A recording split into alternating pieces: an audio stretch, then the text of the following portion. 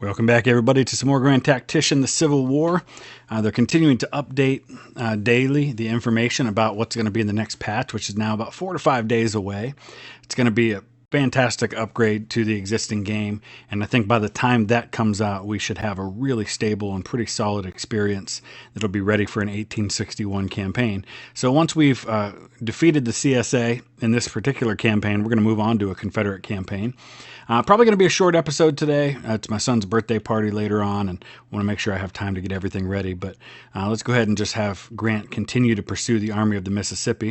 And we've taken Decatur, Alabama, but we really want to take that army if possible. I'm going to go ahead and continue to move the Army of the Mississippi down. Looks like they've actually added a third perk now. I want to do something that has to do with supply because they're really kind of operating closely with the Brownwater Navy. That actually makes a lot of sense, considering we're going to send them to go after Vicksburg. So now what I'm going to do is I'm going to start moving Buell's army down from Nashville. So we're going to kind of start really putting the pressure on the Confederacy. Pope's army has moved as far as Holly Springs, and from there we're going to start moving south. Army of the Mississippi is in contact with the Mountain Department. He swiped in and took Charleston back off of me. I've got 8,300 there against his. It looks like that's hard to say. I'm going to actually auto-resolve that one because I want to get some of these other units in action if I can. All right, looks like that worked out. Glorious victory at Charleston. The enemy lost 1,264 men. We lost 1,533. I'm not sure how we lost that many, but only 9 killed and 8 missing. That may just be the existing wounded that were already there, but we'll move back into Charleston now. We do need to take... We're going to move the 5th Corps up to take Grafton. We're trying to break West Virginia away, and I think those are the only 2 we need. I think we already have Wheeling. Let me take a look, yeah. So once we take Grafton, West Virginia should secede from Virginia. Is that 2nd Corps of the Army of the Mississippi still moving up that way? Hill has basically surrendered Petersburg to me, and we have yet to see where the Confederate main army in Virginia is. Oh, there's the Army of Virginia. 65,000 strong, though I don't think they have that many because the corps are not with him. All right, let's go ahead and take this on. We'll see how many we're looking at. All right, well, General Sherman's going to have his work cut out for him to start because there are 9,300 men for the Union, 35,000 for the Confederacy. So we're going to hang on until some of those other corps in the area arrive and march to the sound of the guns. So what we're looking at here is the Chickahominy River. This is the area of the Cold Harbor, Mechanicsville, and Gaines Mill battlefields, which are all largely kind of in the same area. And that's where we're fighting. I don't think I've fought on this one before, so this will be interesting. We do have some engineering points available, so let's go ahead and take a look where we're at, and we're going to need to dig in.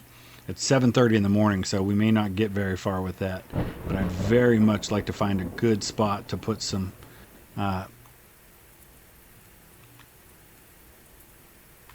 trenches and hold the line against him if I can.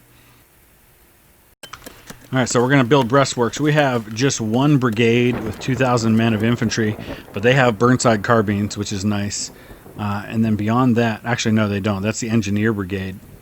And they're going to be responsible for building our breastworks and making them occupiable. 1,800 men there. Beyond that, I just have some artillery and 3 units of cavalry, the Michigan Wolverines, the 1st Brigade, and the 2nd Brigade. And that's it. That's all I have to hold against 35,000 Confederates. Until I hopefully get some reinforcements. I may have to withdraw. All right, we have everyone behind our hastily constructed breastworks. I'll probably need to throw some skirmishers out on the flanks just to be safe, but otherwise all we can really do now is just sit and wait and hope for reinforcements and hope he doesn't get near me. I went as far to the edge of the map near where my reinforcements should probably come from as I possibly could. It looks like he's going down through Gaines Mill, right through here, toward Mechanicsville. He may come up this way, which would be really unfortunate if he does, because I'm not ready for that. So what I'm going to do out of an abundance of caution, since I have time, is I'm sending my engineers over to build an additional breastwork on this flank. That way if he does come up from the south, I'll be ready for it. Just realized my engineer brigade's actually at engineering 3, which means they are considered elite, and we get to select a flag for them. That one works. I wonder if you can actually see that on the map. I'm kind of curious about that. Let's go ahead and zoom in and take a look. Yes, you can. Very cool. So when you see that second battle flag, which I guess is pretty close to the first one, maybe we should change it to something that's a little more... I guess we can't once you select it.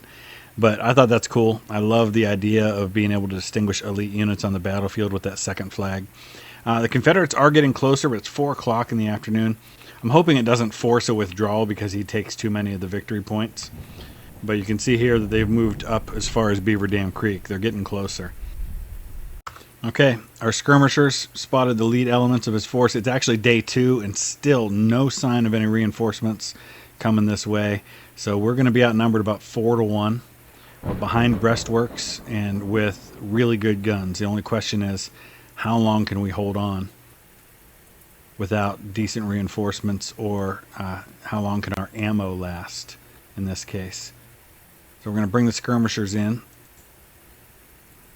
I'm actually going to pull them out here to the flank because I may get them in to try and fire on the flank of any troops that advance toward me. I'm going to slide Blake over this way just in case the enemy still does come down the road from Shady Grove Church. And I think we better go ahead and bring over a second battery this way and assume that the main line's going to come from this side. Alright, well look at this. He's actually going right to the edge of the map. He might just sneak up on the one place I don't have fortifications over here. So let's go ahead and send Blake over there just in case. And I sent Woodbury up with these skirmishers, and that caused Blanchard to fall back. But I really want to try and engage these guys while I can, while he doesn't have his full force up. So let's go ahead and try to engage Wright's brigade. How many men's he got? 1,400 there. These are elite skirmishers now. Or skirmishers from an elite unit anyway.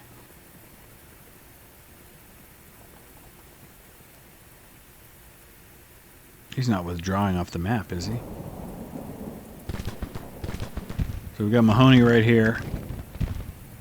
Are our guns opening up yet? They are. At least these ones are Gibsons. No, I just got to keep an eye out and make sure no troops come in from the other side.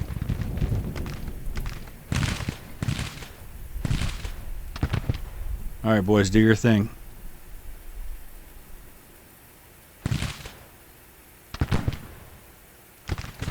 "23 casualties caused, not a single loss so far."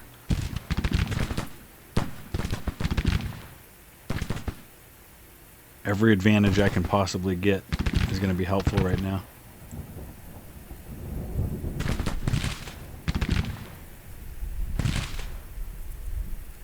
Let's go ahead and shift the facing here.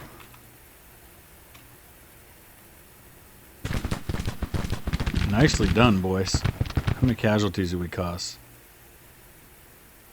Get them to hold still, I can check. 23, that's an old estimate. It may be more now. But here comes Mahoney's brigade, which is a larger unit. If he charges into me, I'll have a problem. Maybe I need to send some additional skirmishers up there. Can I send skirmishers from... No, I can't. I can do mounted scouts, that's about it. Interesting. He's not firing back. I like it. We've taken out 95 men so far.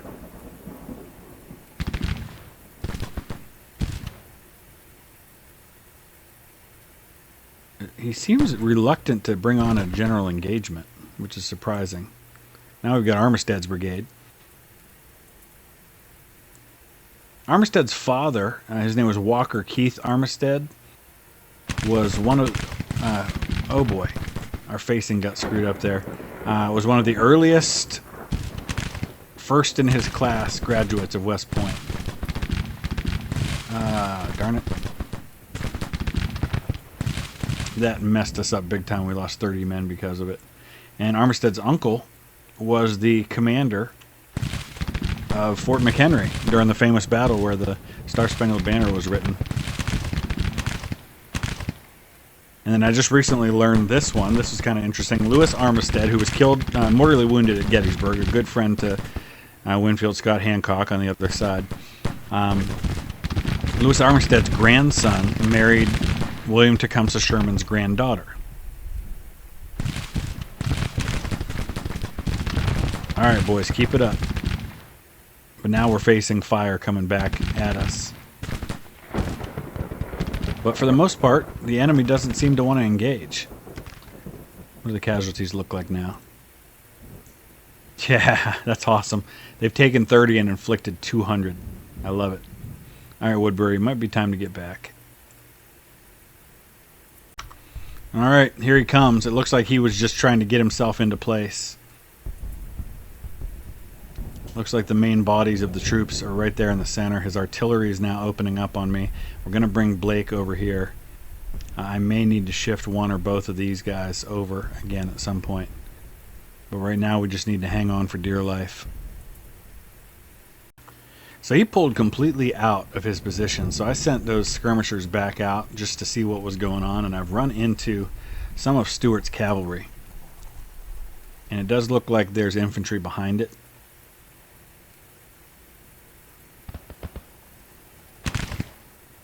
He's going to dismount and engage. But I probably need to pull out of here as quickly as possible. That's a lot of infantry coming up toward me. Let's go ahead and fall back.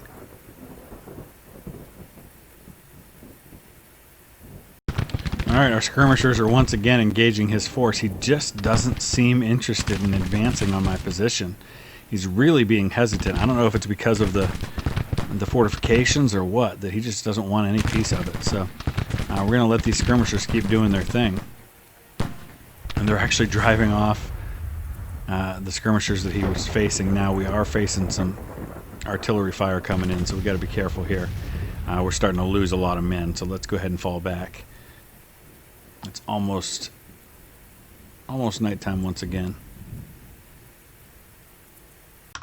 All right, we ended up withdrawing. It's a minor defeat, but no big deal. We lost 250 men, or we lost 79, inflicted 250 casualties, and he vastly outnumbered me. So we'll take that, and we've got to bring a concentration of our forces now to take him on.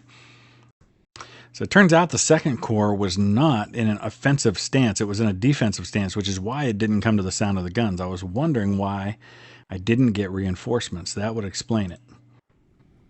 So now we've put them in offensive stance. We're going to send them back right into Richmond because they were over there taking Petersburg. Who else do we have nearby? We've got the 4th Corps up here. Let's go ahead and send them down to reinforce this position. We'll keep the 1st and 3rd Corps where they are. All right, now we're going to get the Army of the Potomac, 2nd Corps, fighting against the Army of Virginia. We should have better numbers this time. The Battle of Rocket's Landing, Virginia, May 5th, 1862. This should be interesting. So we'll still be outnumbered, but this time it's much more even, and I feel pretty good about our odds here. You can see we've got 2,000 wounded men that we've brought into the action already, so we'll have to discount that when we're looking at the casualties. That's already an 8% casualty figure. We're on the same battlefield again, the Cold Harbor, Mechanicsville, Gaines Mill kind of region here. You can see the Confederates are up here on the left. They're in the top right. We are coming in across the Chickahominy River, so this is going to be interesting. I'm thinking we'll try to build a defensive line somewhere up in here, but it's going to kind of depend on what he does. I may actually try to cross and build it up in here. We'll kind of send out some cavalry if we have any and see what we can find out. So we're moving up. Pretty much everybody's moving up Old Church Road right now. We're going to work our way over toward Bethesda Church for a battle line. I'm sending my cavalry up here. And we're going to just kind of ride along this road and see if we can scout anybody. If we can spot them somewhere, I may try to move my line up even further.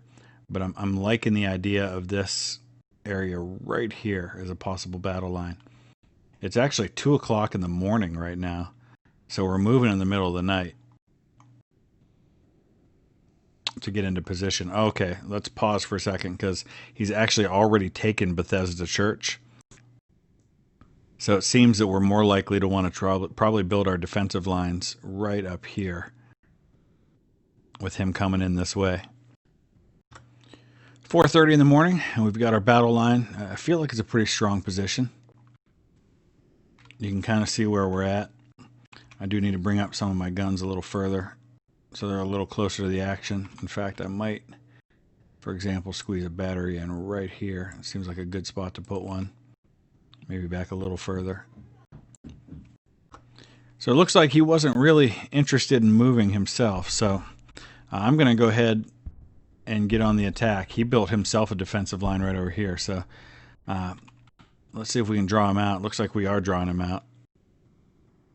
I don't know why all of my men suddenly stopped in their movements.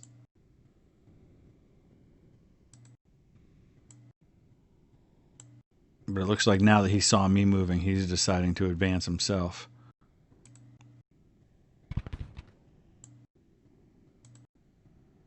He's got a lot of skirmishers out on one side over here.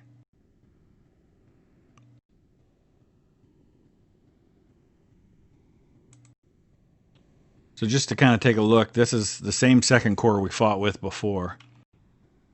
We're starting to get some daylight now. Over here on the left, we got Napoleon Dana's 3rd Brigade and the 9th Indiana Hazen's Brigade right here.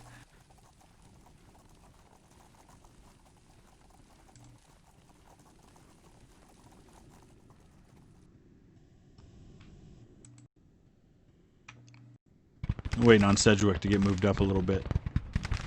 Sounds like we got our first fire happening, though.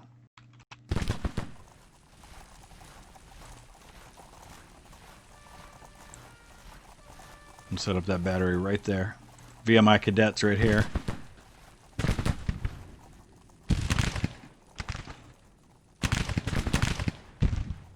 And Barnes just shipped his whole division this way.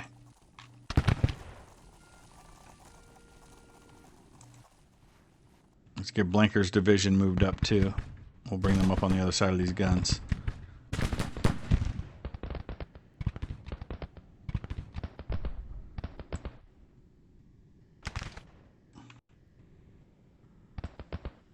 And then we have Israel Richardson's division that's going to come up this way, and hopefully we can maybe try to get around his flank. Even though he outnumbers me, I think we can probably do that. What is Dana doing?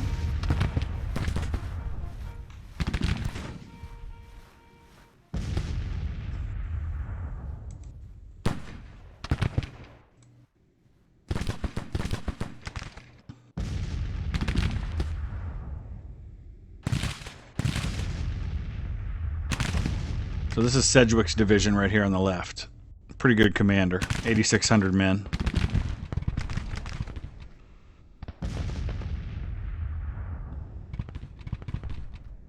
He's got a whole reserve, a whole division over here on this side. So actually we're facing pretty even numbers right here. He's still trying to shift around my left. I do have some skirmishers out here.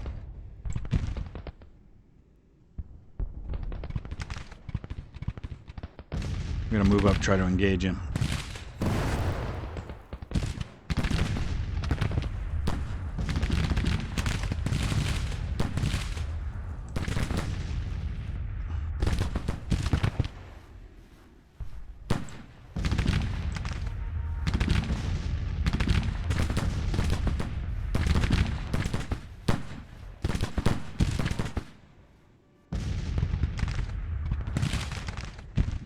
Alright, let's get Dana's skirmishers up a little further.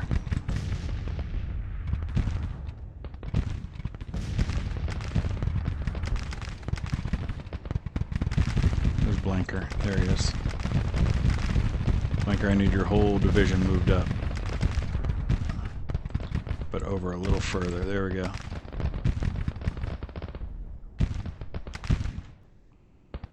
Oh man, these guys are going to be under a lot of fire here. Come on, Dana, just hang on for a little while for me. Where are those skirmishers? Get them up.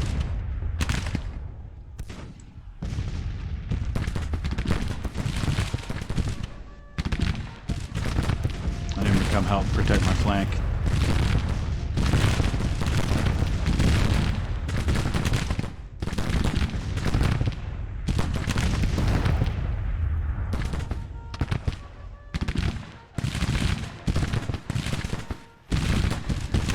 I have a feeling Dana's not going to be able to hold there for very long.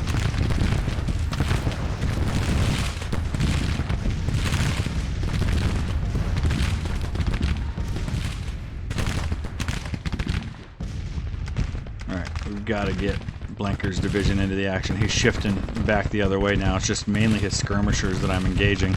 They're trying to screen his movements back to this side. I need to get Richardson out on that flank. I'll throw my cavalry out there a little further.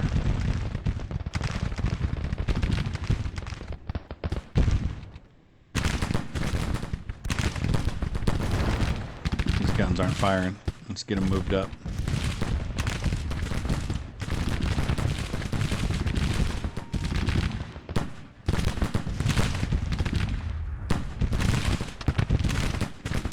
These ones aren't either.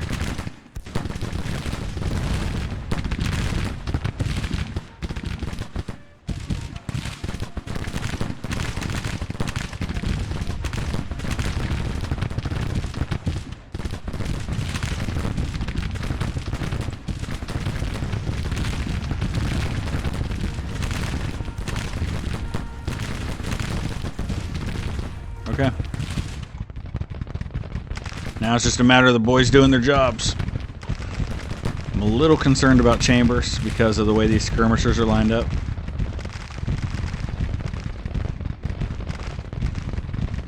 Dana's okay.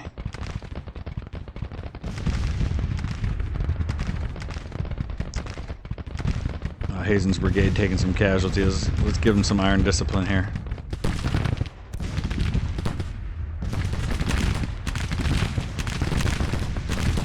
No. I just want to shift your facing a little bit. There we go.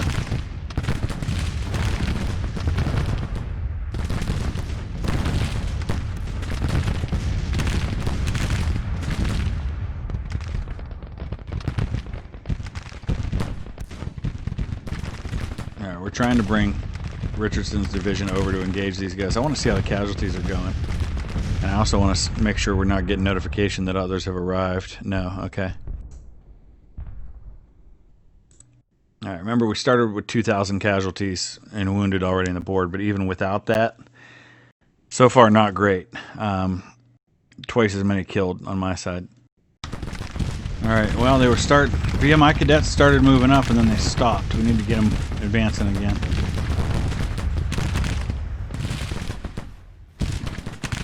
I need this whole division moving up.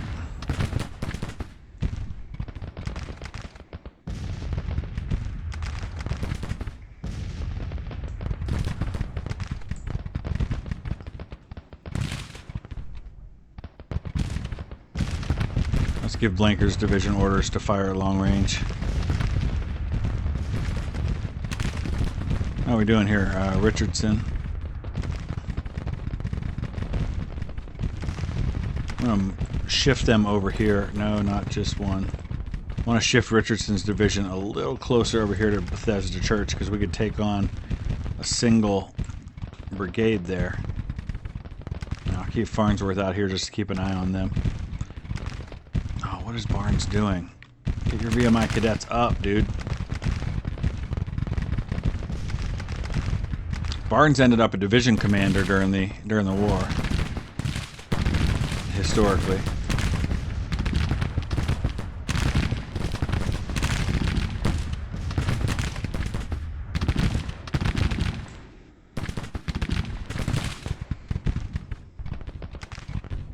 There's Johnson Pettigrew. He was killed during the Gettysburg campaign.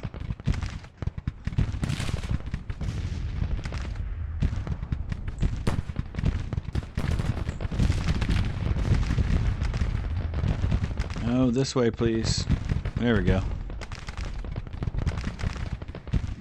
Let's see how the morale is. Boy, this has been some heavy fire. Look at that. Chambers Brigade The Hazen's brigade there is 45 in ammunition. These skirmishers are down to 41, so they've been firing a lot of shots because they started with 60 rounds apiece. Via my cadets, we've got their first level up. Let's give them deadly volley. Boland's brigade is about halfway to Iron Discipline 2. We gotta be careful here because he is starting to come in on this side. I need Styles' brigade to move up a little bit. Let's get Featherston's guns up more.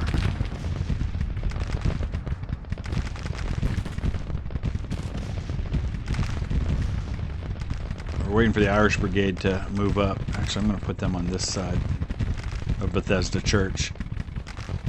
And we'll let French and Howard scoot in over here. We'll keep Farnsworth out there. As long as I don't have to engage the left side of his line, I'll be better off because it evens the numbers out. Speaking of, yeah, we're still almost 2-1. That's not good. We can't keep that up.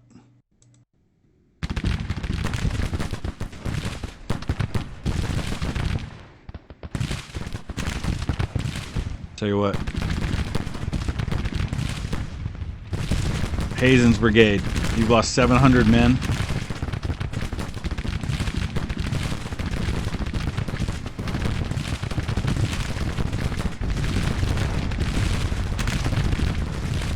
We're going to give them orders to charge. Good, Boyce. Push right through these guys. It's just a couple of units. It's Hood and Pickett's skirmishers. We can push through them.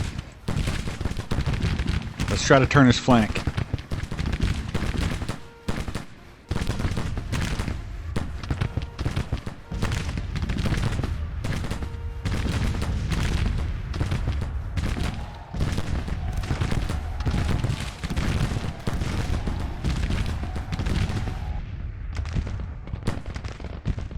Oh, von Steinwehr broke. Darn it. Can we get him to rally his troops? We're almost at Iron Discipline 2 with them. They lost 516 men.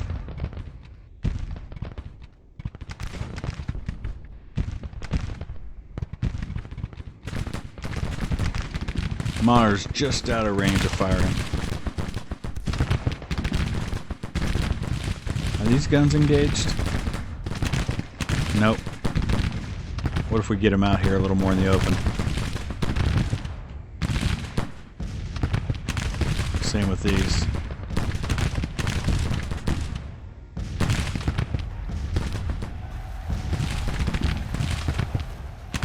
Darn it. Hazen's brigade broke too. They had lost a ton of men. Rally, boys, rally.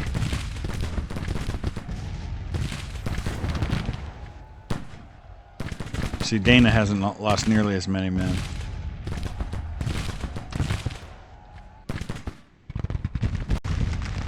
Zooming out here to see now. Alright, we don't need to push all the way through to Richmond, guys. Although we have already taken Richmond, I guess we're defending it.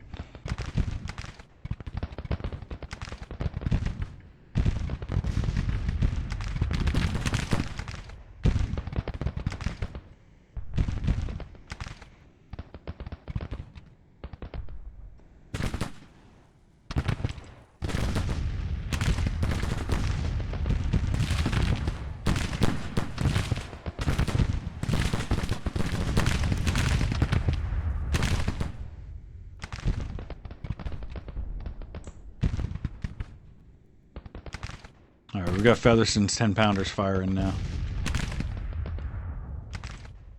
Irish Brigade's going to get Whiting firing right into the flank as he goes. I wonder if we could break off some skirmishers and get him inside one of these buildings.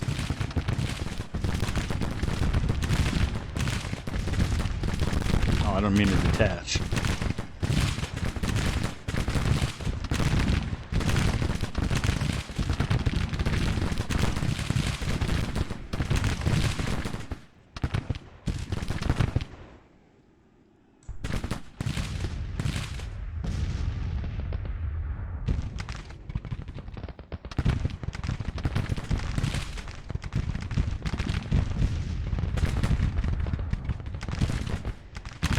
might have pushed Dana way too far.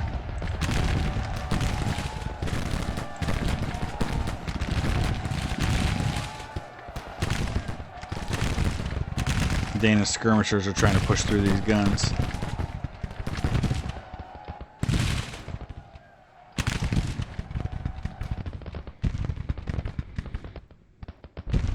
Howard, what are you doing? Don't turn that way. You got skirmishers firing right into your flank. Actually, your rear. No, I don't want to give orders to all of Sumner. There you go. Howard turned.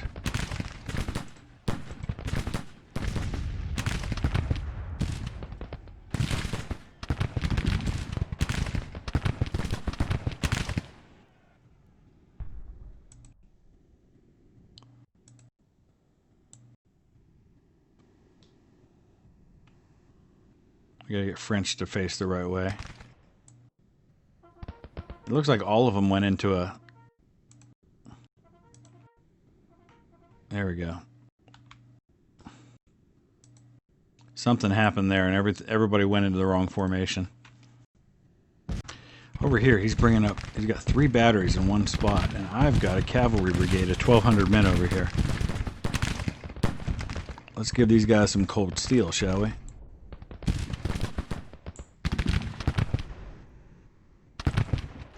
These are the guys I should probably detach.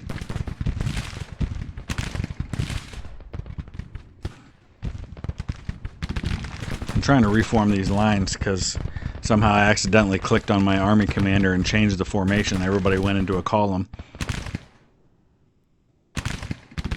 So I'm waiting for these orders to get there. They've got 2 sets of orders. One is to give cold steel, but then the other one's to detach. So now I ought to be able to operate these guys independently. At least I would think that's how that works.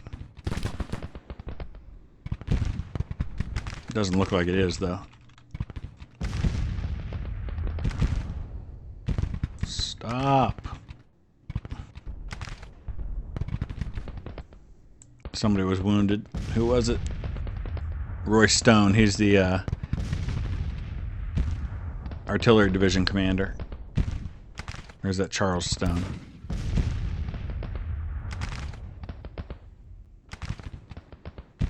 I'm trying to reform these lines best I can. Yeah, it was Charles Stone. He's wounded. He's also the commander of the division that contains all the artillery but also the cavalry unit. Come on. I need you to hit those guys right there.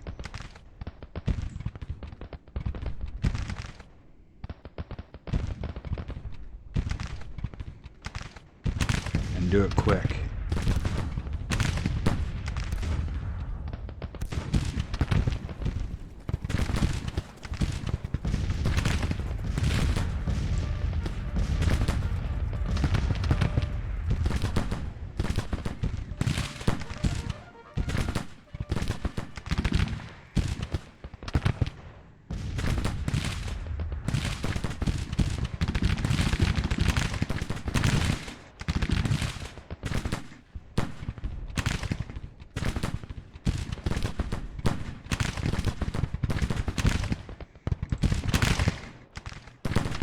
I don't know how to get them to charge.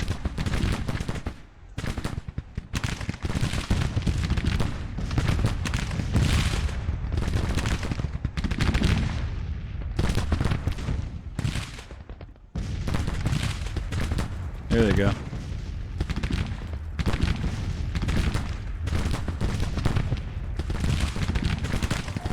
Come on, take out that battery.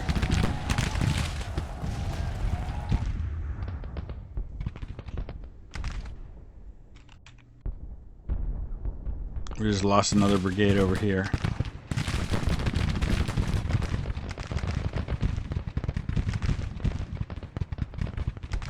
We're gonna have to shift Sedgwick over this way.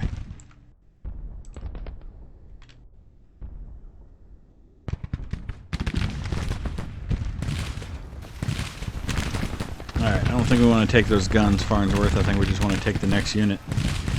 Let's hit another brigade.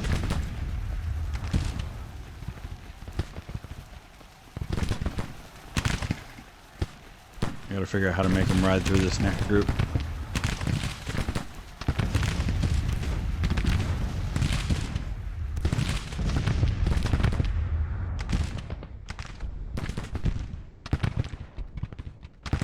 I need Maher's Irish Brigade to shift over here into this spot. We haven't broken any of his units, though. That's the problem. Let's see.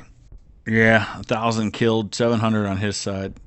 That's he's got 2-to-1 advantage in numbers on me. I need to start thinking about the withdrawal.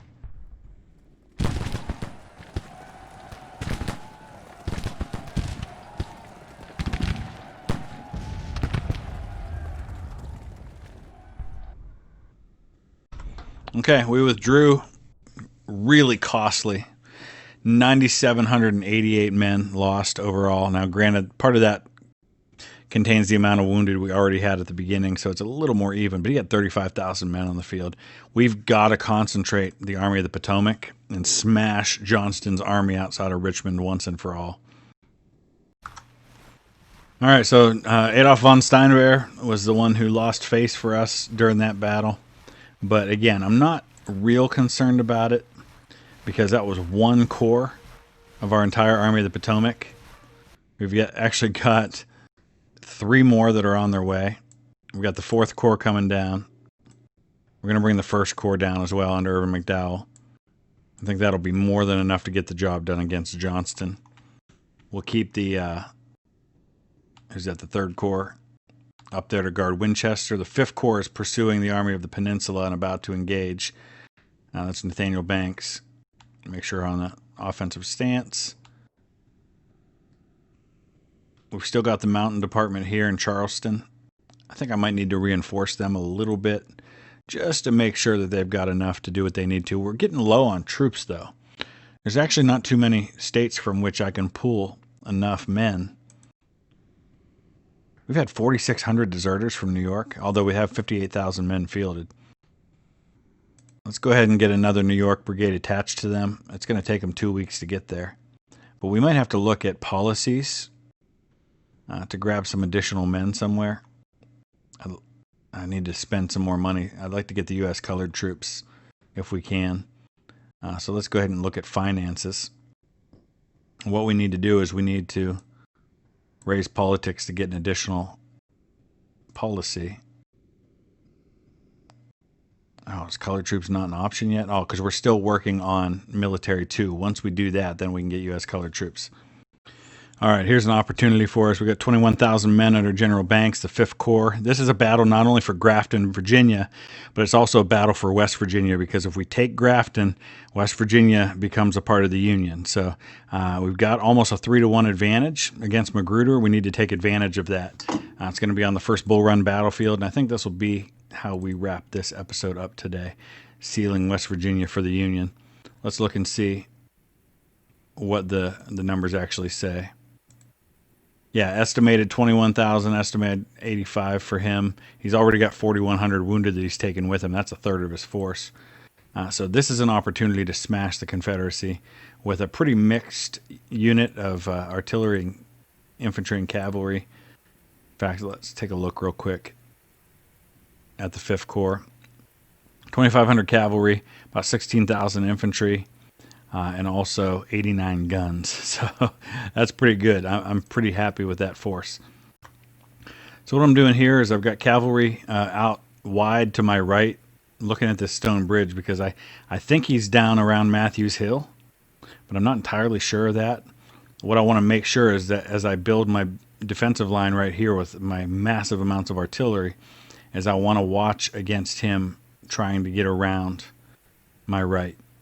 I want to keep him in front of me as best I can. It looks like he just moved on Groveton, so he should be in that area somewhere. All right, my cavalry spotted him. He's got his force massing around Groveton. It's not a big force. Like I said, it's only about 7,500 men. In fact, his cavalry's got about a third as many men as his entire force does. But we're going to go ahead and pull them back now that we know where he is. And I'm going to go ahead and start filling in right along this ridge here. So we're going to use Bayard's cavalry to kind of keep him in place. They've got 2,500 men. They should be able to hold their own with Sharp's carbines for a little while. And while we hold them in place, we're going to bring up our 2 infantry divisions along with our massive amounts of cavalry, or of artillery, and see if we can just build a battle line right alongside of them.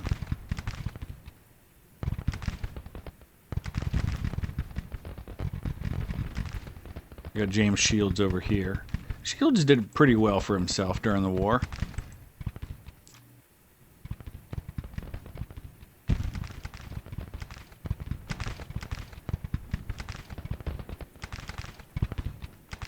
I'm actually going to bring all the artillery up somewhere along here.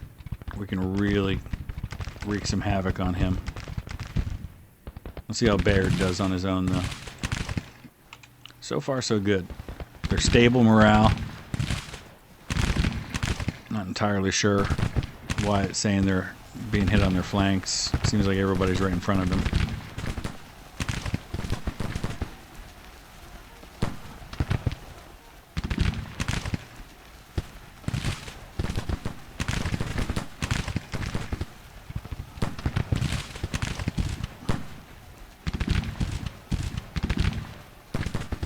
There we go. We'll give them the Vanguard perk, so they don't care too much about being surrounded, having troops on their front or their rear.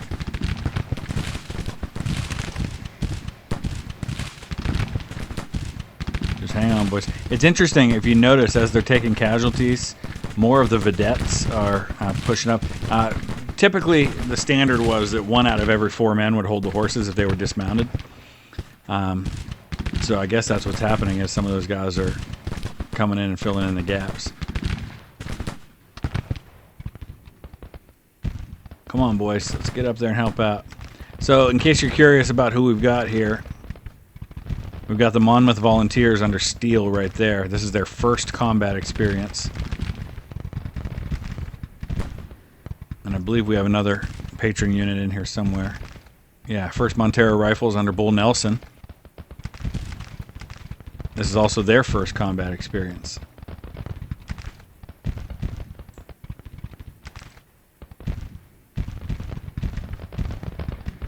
But for now, it's all about the dismounted cavalry. It's still just 6:30 in the morning. But we want to smash this rebel force. I'm going to go ahead and speed it up a little bit. They're getting nervous, so I don't know how long they're going to hold. As long as they can hold long enough for the infantry. It's kind of like a Gettysburg situation with Buford's cavalry trying to just delay and hang on while we get the rest of our force up where we want them. I don't know what he's doing. He's moving some men between Sudley Church and Groveton.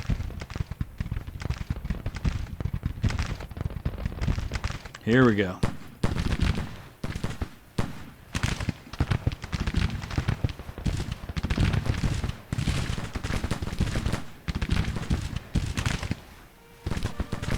Alright, you guys can fall back now.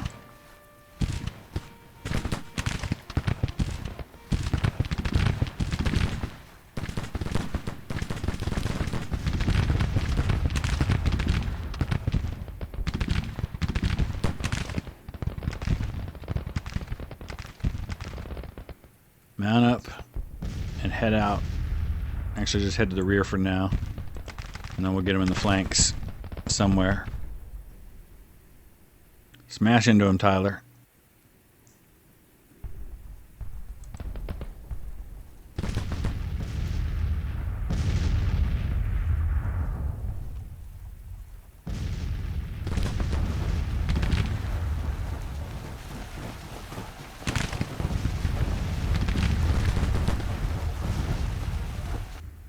Let's see how the numbers look. Pretty even so far. Again, that wounded doesn't really tell the tale because he had most of those wounded when he got here.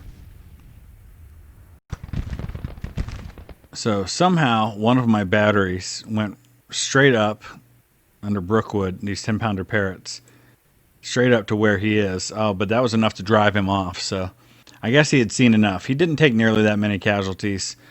So it was actually fairly even numbers-wise, but he was just overwhelmed numerically, and he knew he had no chance there. So that should secure West Virginia for the Union. So now the 5th Corps will push on to Grafton, and we should get the notification about West Virginia at that point, although you can see here the Confederate 3rd Corps is now moving that direction, but they've only got 5,800 men. It's not enough to deal with them. What's going on here? It looks like they have basically surrendered Knoxville. So we're going to have to move that 7th Division down. Reserve Corps is now defending Chattanooga. Army of the Ohio is our force in that area. How many men are in that Reserve Corps? 5,900. Not nearly enough to withstand the Army of the Ohio. He does have the 1st Corps move in that direction, which is another 6,500 men, but still, I will outnumber him there. We've got Grant's Army of the Tennessee here, which I think, at this point, the only thing I got to worry... Oh, he's out of supply completely. All right, that is a major issue that we're going to have to head back to Decatur and secure our supply lines. We can't have Grant advancing that far into enemy territory without supply. So let's secure that situation. Let's make sure we're getting supplies flowing down all the way. Same here. Okay, Army of the Mississippi's in supply at the moment. But I feel like this is probably a good spot to build a supply depot. Fort Darling. Where's that? That's outside of Richmond. That's not a big deal. We got to get a supply depot built for Pope over here with the Army of the Mississippi. I wish the map moved a little faster. I think that's me. I did that. I slowed it down. Okay. Telegraph Supply Depot, Fort Depot. I think I should be able to... Yeah, there we go. Just got to find the spot you can build it, that's all.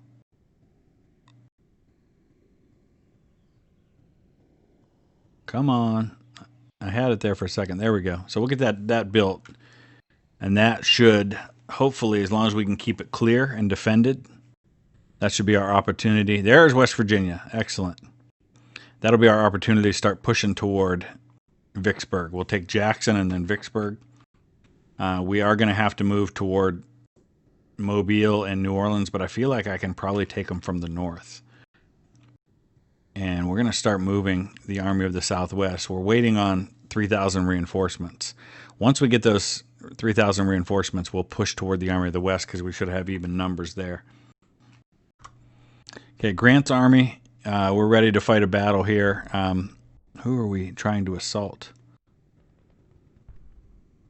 How many men does he got here? Let's take a look. The 1st Corps.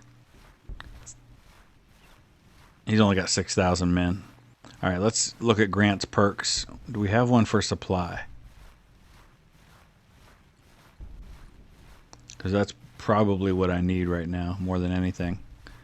One of these should allow me to kind of live off the land a little more.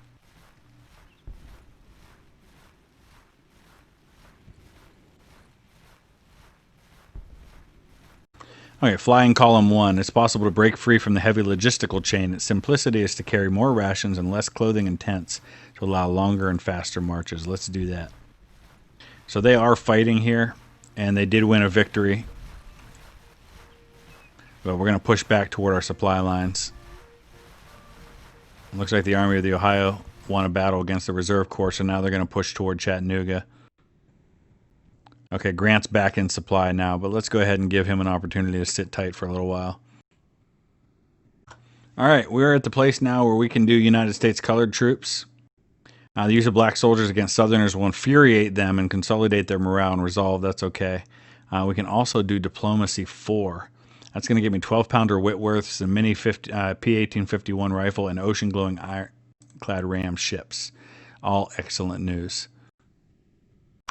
All right, let's fight one more battle, shall we? We got the 1st Corps under Irvin McDowell. It looks like they're about to get their 3rd perk. Pontoon bridge is actually really come in handy in this part of Virginia. Battle of Charlottesville was fought here previously, and it looks like we'd be a bit of an underdog, but we may be better off to wait until reinforcements arrive. So let's do that. Let's go ahead and get the 2nd Corps headed that way. The 4th Corps is actually engaged in a siege of Richmond.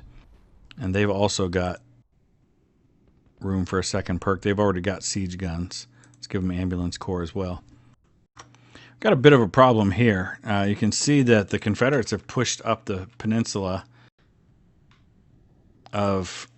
Or not the peninsula, the Army of the Peninsula has pushed up and retaken Wheeling, West Virginia, up the Virginia Panhandle. So we're going to have to pursue them with the 5th Corps. We now have United States colored troops, and I believe when that happens, you immediately get some of them in the field. Let me take a look.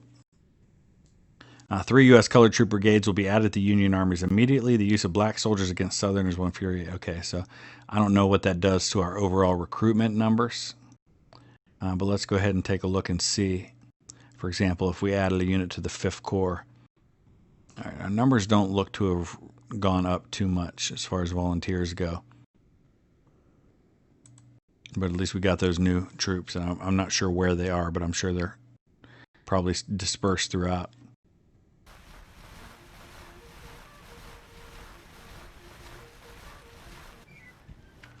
All right, we gotta pursue a major action here with our combined 1st and 2nd Corps if we can.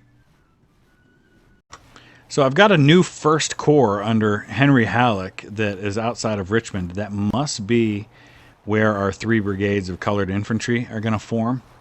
But in the meantime, the 5th Corps is in contact with the Army of the Peninsula. I don't know what the numbers look like, whether or not we want to fight that or just auto-resolve it. 7,500 Confederates. That's 20,000 for us. He does have the 3rd Corps right there with 5,500 reinforcements, though, but I think that's an auto-resolve. I think we'll be able to handle that one just fine. Yeah, let's take a look at Halleck. I bet those are going to be the new colored troops. Under McClellan? Oh, we formed a new army under McClellan, did we? I didn't authorize that. Yep. Hannibal Day, William Morris, and Milo Haskell are going to have our 3 units of colored troops. Awesome. They turned the tide of the war. I wouldn't say they single-handedly are responsible for winning the war, but Lincoln himself said that that they played a big part in the Union winning the war. Hundreds of thousands of colored troops, both free and also former slaves, who fought for their freedom and did admirably for themselves. All right, glorious victory at Clarksburg. So the 5th Corps is pushing the Army of the Peninsula out. Now they'll go up and try to do the same to the Confederate 3rd Corps. But we've got to force the issue at Richmond and take Richmond back by consolidating our Army of the Potomac in that area once and for all.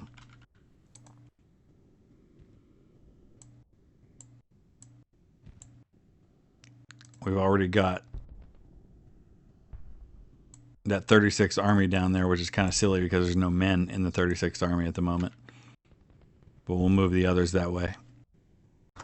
So we're going to wrap this up here in just a minute. A couple more things I want to do. I want to build a supply depot in Chattanooga just to make sure we're supplied well as we make our way toward Atlanta, which will be the next big movement south. And you can see there that the Confederates, I think, are starting to fall back to a defense of Atlanta. We'll start moving Grant down to deal with the Army of the Mississippi. And we'll make our move probably in the next episode with our Army of the Mississippi. That's the Army of Mississippi for the Confederates. From our supply base at Grenada with the Army of Mississippi, down toward Jackson, and then Vicksburg. That'll be in the next episode. Let me know your thoughts. Use the comment section below. If you want to join as a patron, a lot of our higher patron levels are filled up, but we have unlimited space at the captain level. That's $10 a month, and we would love to have you support. And that's a great way to get your own unit into this campaign and all future campaigns. When I start a Confederate campaign, when I've won this one, after the next big update, we'll once again be asking for those patron units for the Confederacy. Thanks for watching. We'll see you again soon.